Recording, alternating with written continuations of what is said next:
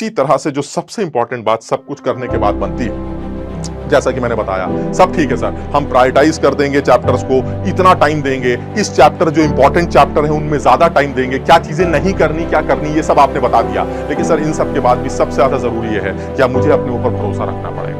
सब कुछ करने के लिए मुझे अपने ऊपर भरोसा रखना पड़ेगा।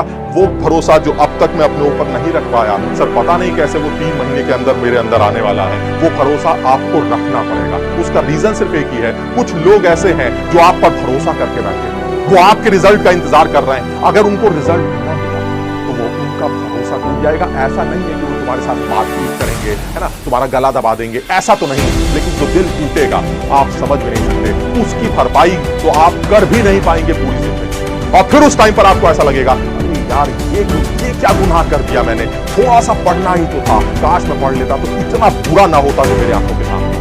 आप समझिए मैं किसकी बातें कर रहा हूँ, मैं आपके माँ बाप की बातें कर रहा हूँ। उनका दिल पूरी तरह से टूट जाएगा अगर आपने रिजल्ट लाके ना दिया। या फिर वो लोग जो आपके बहुत ज्यादा हितैषी हैं, जो आपके बहुत ज्यादा वेल विशर्स हैं, आप उनके लिए ये तैयारी कर रहे हैं, अगर रिजल्ट अच्छा ना ला पाए तो वाकई में आप सोच भी नहीं सकते कि आप कितने बड़े गुनाहगार होंगे। और ऐसे में आपको ये लगेगा कि आप कर सकते थे लेकिन आपने नहीं किया। इसलिए सबसे ज्यादा जरूरी है सर मुझे अपने ऊपर भरोसा रखना पड़ेगा, ये सोच के भरोसा रखना पड़ेगा कि वो लोग जो इस एग्जाम में कुछ भी कंट्रीब्यूट नहीं कर सकते, वो बेचारे इंतजार में हैं कि कब ये पेपर होगा, कब ये रिजल्ट आएगा, और वो मुझसे रिजल्ट पूछेंगे और उनको खुशी होगी। अगर वो रिजल्ट खराब आया तो सब दिल टूट जाएगा। मैं इस चीज पे अपने आप पे भरोसा रखता हूं कि मैं उनको एक अच्छा रिजल्ट लाके दूंगा, और कुछ नहीं तो कम से कम दिल नहीं टूटने दूंगा, ये कर पाऊंगा। दूसरी बात सर, ये नॉर्मल है, मेरे अंदर घबराहट है, मेरे अंदर डर है, सब कुछ है, लेकिन सर ये सारी चीजें नॉर्मल है। उसका रीजन है हर चीज जो मेरे लिए जरूरी होती है उसका न मिलना घबराहट ही देता है। वो चाहे कुछ भी हो, चाहे वो पढ़ाई से रिलेटेड हो, चाहे वो किसी भी चीज से रिलेटेड हो।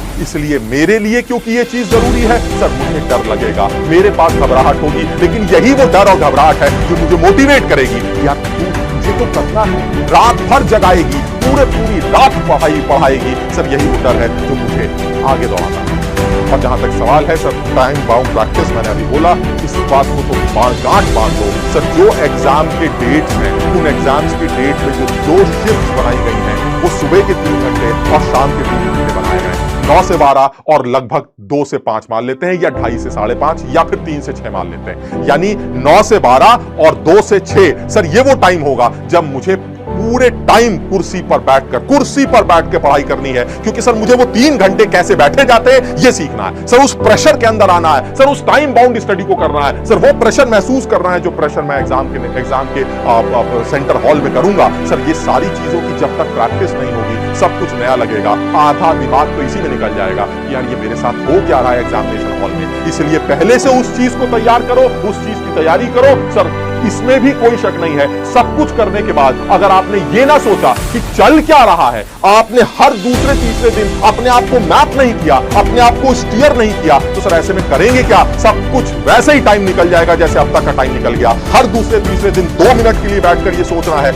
यार ये चीजें करनी थी, क्या ये चीजें कर पाया, कितना कर पाया, ये चीजें इंपॉर्टेंट है, क्या इन इंपॉर्टेंट चीजों को रिवाइज कर पाया, क्या उन चीजों को दोबारा पढ़ूं, क्या मैं भूल गया। आप जब तक अपने आप को मैप नहीं करेंगे तब तक इस पूरी स्ट्रैटेजी का कोई फायदा नहीं होगा। लेकिन ये टाइम टू टाइम बहुत जल्दी अपने आप की मैपिंग करनी पड़ेगी, अदरवाइज सब कुछ बेकार हो जाएगा। और जहां तक सवाल है सब कुछ करने के बाद अगर आदमी रिवीजन ना करे तो फिर कोई फायदा नहीं है। और उस रिवीजन को करने के 2 तरीके होंगे, एक वो रिवीजन जो रेगुलर टेस्ट तुम्हारे साथ कराए जाएंगे, चाहे तुम जिस कोचिंग में पढ़ते हो, चाहे तुम जहां से भी पढ़ते हो, एक टेस्ट होता है जो हर जगह होता है, नहीं तो आप खुद भी अपना टेस्ट ले सकते हैं। सर ये टेस्ट रेगुलरली वीकली आपको लेना पड़ेगा सर, ताकि आपको एक तो एग्जामिनेशन प्रेशर का आइडिया लगे और साथ ही साथ आपका सिलेबस मैप होता रहे, आपका रिवीजन होता रहे। साथ ही साथ बहुत ज्यादा जरूरी है शॉर्ट नोट्स का बनाना। आप जो भी चैप्टर करते चले जा रहे हैं, जो मेन चीजें आपने डिसाइड की हैं, वो आपको शॉर्ट नोट्स बनाने चाहिए, ताकि जब फाइनल रिवीजन आप करें तो उस फाइनल रिवीजन में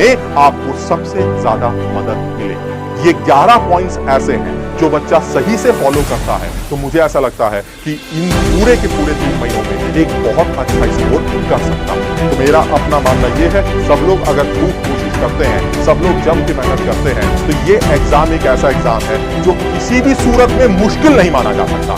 मैं अपने बैच के सारे बच्चों से बोलता हूं, तुम सब लोगों से बोलता हूं, ये एग्जाम तुम्हें खुशी देके जाएगा, इसमें कोई शक नहीं है। अगर तुमने अपने आप पर भरोसा रखा, कुछ सही से तैयारी कर ली, कुछ उल्टी सीधे डिस्ट्रैक्शन से आप बच गए और अभी भी आप कम से कम सर वो मैच देखना है, सर वो मूवी देखनी है, सर मुझे घूमने जाना है, अगर इन सारी चीजों को छोड़कर तुम एक बार एक कमरे के अंदर बंद हो गए, एक ऐसी जगह जहां से लोग भी तुम्हें ना देख पाए और 3 महीने बाद कमरे के बाहर निकल के आए, हाँ भाई तैयारी कर रहे थे, रिजल्ट मेरा ये आया है, आप सोचिए कमाल हो जाएगा। आप किसी को दिखाई देना बंद हो जाइए, आप घूमना फिरना बंद कर दीजिए। लोग पूछते रह जाएंगे बच्चा गया कहां, बच्ची गई कहां, दिखाई नहीं देती, तो बस एक ही जवाब, कुछ करना, बस बात खत्म। और फिर उसके बाद जब आप कमरे के बाहर निकल के आएंगे तो आपके हाथ में एक जबरदस्त रिजल्ट होगा जो दुनिया देखेगी। तो मेरा अपना मानना यही है कि इस टाइम पर अगर जान नहीं लगाई तो कुछ नहीं मिलेगा। बिल्कुल सब कुछ कई बार बोल चुके हैं, कई बार बोलूंगा, मंजिल चाहे जितनी ऊंची क्यों ना हो, वहां चढ़ने का रास्ता पैरों के नीचे से ही जाता है। आपके पैरों के नीचे ही आपका सब कुछ है। आप समझिए आप हैं जो डिसाइड करेंगे।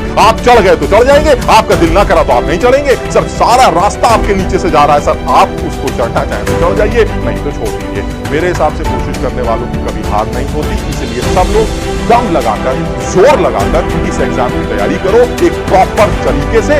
ये जो स्ट्रैटेजीज हैं ये एक इंडिविजुअल सोच है, आप समझिए, या फिर बहुत सारे बच्चों को ध्यान में रखते हुए मैंने सोचा है और उनसे बात करके ये स्ट्रैटेजी सोची है। बट ये इंडिविजुअल, जिसको लगता है उसको ये ना करके ये करना चाहिए, वो अपने फायदे के लिए वैसा भी कर सकता है। आप कोशिश करिए, आपको जरूर रिजल्ट मिलेगा। मेरी तरफ से और हम सब लोगों की तरफ से ऑल द बेस्ट। जम के कोशिश करो, खूब कोशिश करो और अपने माँ बाप का नाम रोशन करो। Thank you.